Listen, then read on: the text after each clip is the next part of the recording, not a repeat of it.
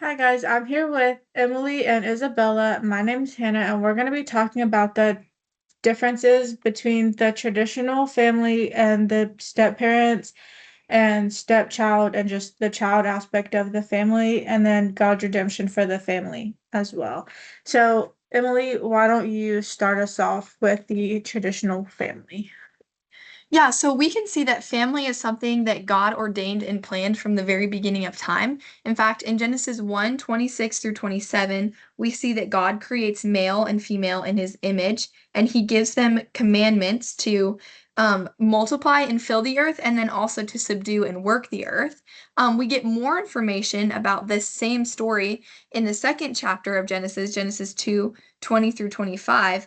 And this is where we really start to see marriage come into play in the Bible. This is where God tells Adam and Eve that they are to become one flesh, that they are to leave their father and mother, they are to be bonded with their wife and become one flesh. And this is kind of where we see the very beginning of marriage. Now, this is interesting because Novus, he did a really interesting study on how the church has understood Christianity. And he said that masculine males and feminine females, each with clear and complementary roles, properly join in a heteronormative marriage. And so, what he was pulling out is that in the church, there's this idea of a masculine male and a female who's called to tend and to nurture, and then a male who's called to protect and provide, and that they come together not in roles that are competing with each other, but rather roles that are separate but very beautiful in the sense that they work so well together. How has this American dream affected the cultural understanding of a biblical marriage? Oh, that's such a good question. So actually, Alfonso, he did a study where he addressed just the way that the American dream has shifted gender norms and gender roles. And we don't really see in the Bible necessarily the idea that women, shouldn't have jobs, that they should stay in the kitchen and, that they should only make bread, things like that. That's definitely something that is from the American dream.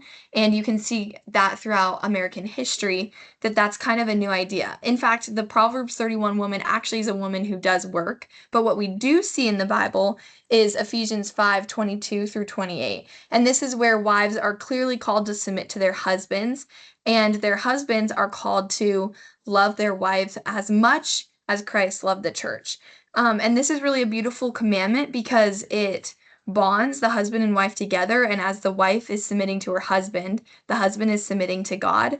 And it is not in competition, and it's not in a sense of the husband is instilling fear in his wife, but rather it is just, again, that sense of unity, and acting in that God ordained way and functioning in a marriage that is what God originally intended. So Christians are actually called um, to live in this kind of fulfilling marriage. And we can see this through Will et al. In 2017 did a study on this, and he pulled out some really interesting reflections, such as the wholeness of our relationship with God must be reflected in whole relationships within our families. So this is the idea that the way we love God is evident in the way we love each other in our family. And then he also said, if we accept that we belong to Christ and our lives are not our own, then living the command is truly life. And so here he's responding to the idea that joining into this sacrificial marriage is something that, will suck your life out for you, your life out of you, that you won't be able to fulfill your dreams and your callings. But rather, he says that if you are actually living the way God has called you to, you're going to be walking in fullness of life. We also see in Joshua 24:15, he says, choose this day who will serve. But as for me and my house, we will serve the Lord. This verse has been really important to me and my family. This is a picture of me and my family. My sister just got married, and obviously those are my parents. And we come from just a long line of people who have loved and chosen to serve God in their marriage. And it's really beautiful to think that now I get to walk in that faithfulness of those past generations. And that has just been for them a choice daily to choose to honor the Lord in the way they love each other. And that has just been such a huge model in my life. But we do know that not all marriages and families look the same. And so I'm actually going to now turn it over to Isabella. Isabella, can you talk to us a little bit about just what the blended family looks like and step parents? Yeah, so I've grown up in a blended family for my whole life, basically. So there are negative sides of blended families. Um, so Schaefer did a study on blended families and just divorce, and what was found was stressful life events have a strong correlation with depression. um, Also, young children involved tend to experience less stress than those that are teenagers and young adults. So, when blended families come together, if the child is younger, it's just an easier transition. Where for a teenager or a young adult, it's a little bit harder just because they've already established a family unit. Where when you're younger, it's not as established, I guess, or you just don't remember as much. Um, Stepchildren might deal with numerous stressors like conflict, the stigma around a blended family, the lack of a normal family, and co-parenting issues, and also just the unrealistic expectations around the blended family and just the family in general. It was also found in this study that divorce and step family stress had moderate positive association with depressive symptoms. So they did find that with stress, there was some depression for these families and children. Although there is negative, there is positive, and there is a healing side of blended families.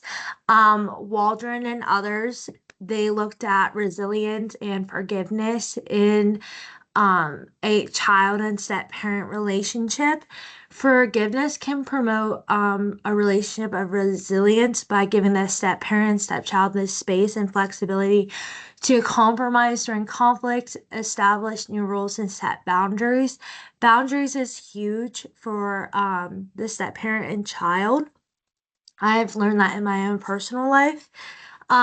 In the article, resilience was described as the capacity of a person to recover, reintegrate, or bounce back. So they did talk about two different sides of forgiveness. So implicit approach to communicating forgiveness can lead to why forgiveness might just happen. So whenever you're forgiving someone, sometimes it's just like, oh, I just forgave them, like it just happened. Where with explicit forgiveness, is appropriate when the stepchild feels resentment due to step-family dynamic. So this explicit forgiveness can really help, just really help the resentment that a child might feel towards that step parent, or honestly vice versa. And then now looking into like the specific stepchild and the child and step parent relationship. Jensen looked at the interactions between a stepmom and a child. So the purpose of this study was to look at the distinct patterns of a child and stepmother's interactions. So what they did was they took 295 participants, and the researchers looked at specific interactions like going shopping, going to a movie, and they also looked at what a serious argument about a behavior looks like. They measured interactions between youth and fathers, the youth's well-being, and the social demographic characteristics. The researchers did find that stepmothers have more involvement than stepfathers do, so I think this is really important to really emphasize that a stepmother and child relationship is important, especially just for the family dynamic. For the biblical integration, I picked Ephesians 4:32, be kind and compassionate to one another, forgiving each other, just as Christ just as in Christ forgave you. And then Colossians 3:14 talks about love. These are two very important things to take into blended family dynamic because there are going to be a lot of heartache and there's going to be a lot of hurt. So it's really important to look into what the word says and what God has designed the family to be and to take that characteristics into this now new blended family. And just a quick personal reflection. I've again been in a blended family for as long as I can remember. Having a blended family is really difficult, but forgiveness and grace is very much needed in the child and step parent relationship. It has 100% saved my relationship with my stepmom. So my biggest advice is go to Jesus, go to the word, and go to the community around you. It's so important. So now I'm gonna pass it to Hannah. So Hannah, tell us about what this looks like with the um, sibling aspect of the blended family. So I have step siblings, half siblings, and a full sibling. So for me, this looks very much complicated, but my biblical integration was Psalm 131 1 because for us to come together in unity, it shows that we get along and we love each other and we care about each other and that we are very well listening to the boundaries that we set and things like that. And I also chose Exodus 20:12 because it says, "Honor your father and mother, that your days may be long in the land that the Lord your God is giving you," because honoring your mother and father is very important for your well-being and everyone else's well-being and things like that. So, the health problems of children and high conflict divorce is one thing because one of the things that O'Hara and everyone that she wrote this with, one of the things that she said is that in a high conflict divorce, children may not be able to spend as much time with their original parents, but they have to find the community with their step parents and their step siblings and things like that. But they might feel stressed and alone and things like that. So they have to be able to set boundaries to be able to come together. It also talks about how the quality time shouldn't be affected. So they should be able to spend time in one place as well as the other, no matter how many siblings they are acquiring, as many as like if they're acquiring six on one side or five on the other, they should be able to set boundaries and things like that, no matter what the stress level is, they should be able to like have their own space and things like that. The coping with stepchildren. Um, Yendor and the people that he wrote his um paper with, it tells us that there are many ways to cope with having stepchildren, and some of the key takeaways from the article are that there are children from divorce, like many of the children who are stepchildren are children from divorce, and that the stepchildren experience high levels of stress, like very, very high levels of stress.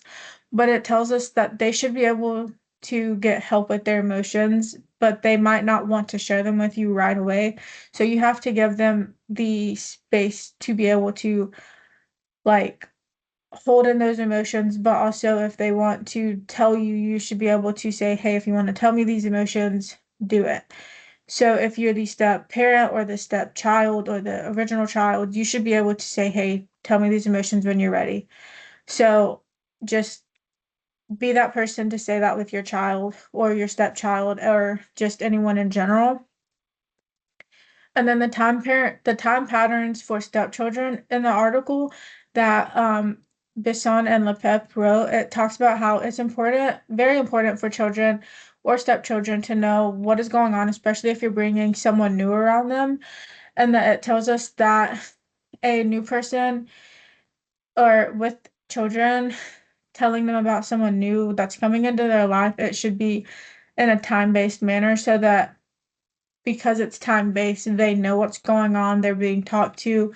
But it also tells us that you should speak to them gently so that they know that they're not in trouble because they're coming from difficult situations and we don't want them to feel like they're in trouble. And that's for children, stepchildren, anyone like that. And my personal reflection on this is I come from a home that's stepchildren, biological children, half siblings, and just I hear all of the things that my siblings are going through with their parents, step parents, people like that, and it's a bunch of arguing and things like that. So just make sure that your children have a safe place to go. And all I can say is go to the Lord, make sure that your children can come to you or their siblings and things like that, and that they have a safe place to go because things get hard, but also let them go to the Lord too. Yeah, so in conclusion, we all have come from very different backgrounds and upbringings, and we obviously know that there is a biblical design for marriage and family, but because of sin, that's not always possible. But we can have hope. Psalms 130, 7 through 8 says, Israel, put your hope in the Lord, for there is faithful love with the Lord, and with him is redemption and abundance. He will redeem Israel from all its iniquities. So we just want to emphasize that we believe in a redeeming God who can make all things work together for his good, and that we as the next generation can start working to create families that truly are founded in biblical truth. Thank you so much, and these are our references. Excellent.